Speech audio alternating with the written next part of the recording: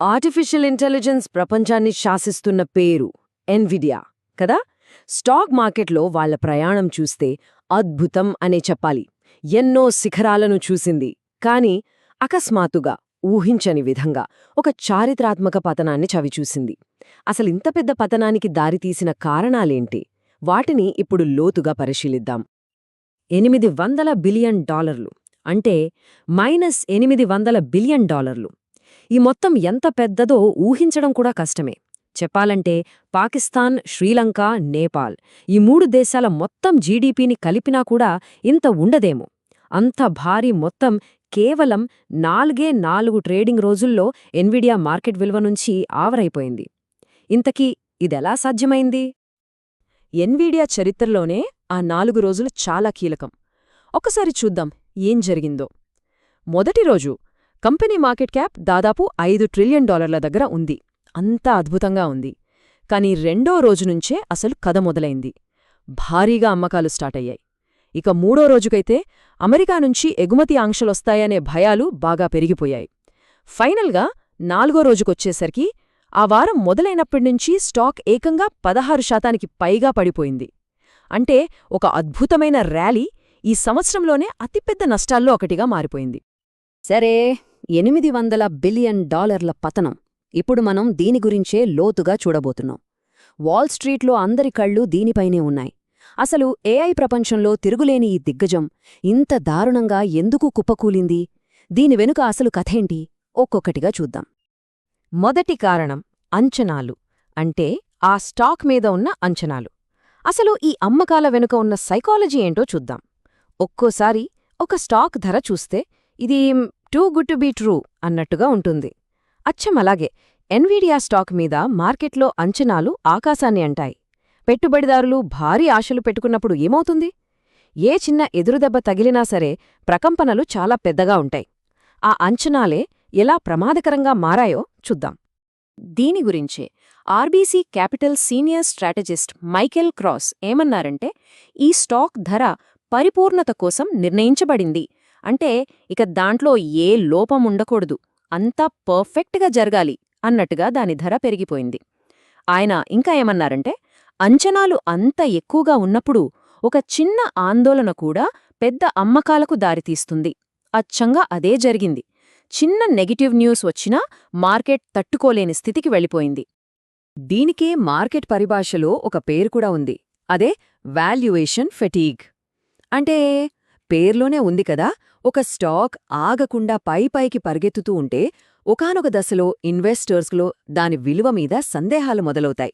అరే, ఇది మరీ ఎక్కువగా పెరిగిపోయిందేమో అనిపిస్తుంది.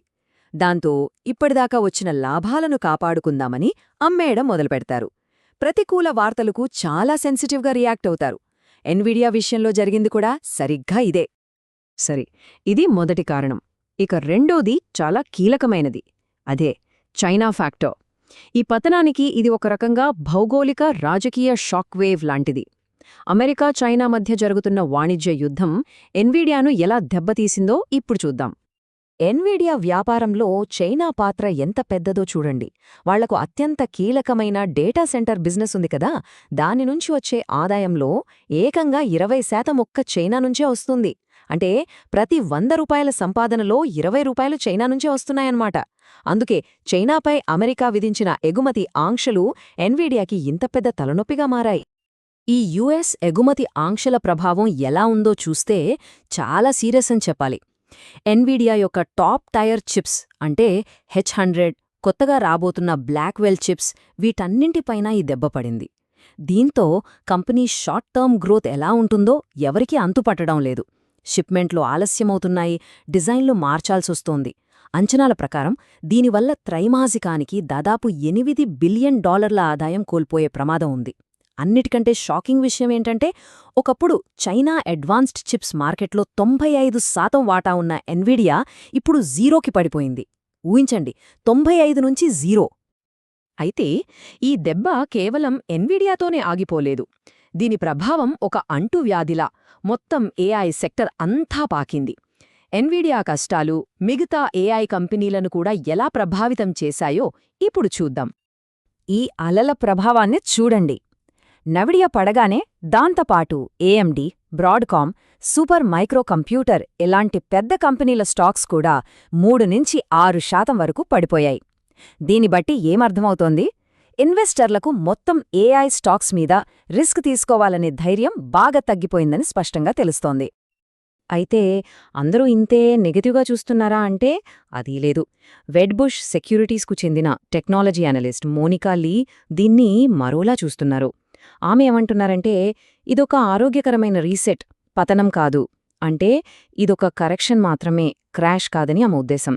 ఎగుమతి విధానాలు ఎలా మారతాయి, ఎన్విడియా నెక్స్ట్ జెన్ చిప్స్ ఎప్పుడొస్తాయి అని అందరూ ఎదురుచూస్తున్నారు అని కూడా ఆమె అన్నారు. అంటే ఇది దీర్ఘకాలంలో మంచిదేనని కొందరి వాదన.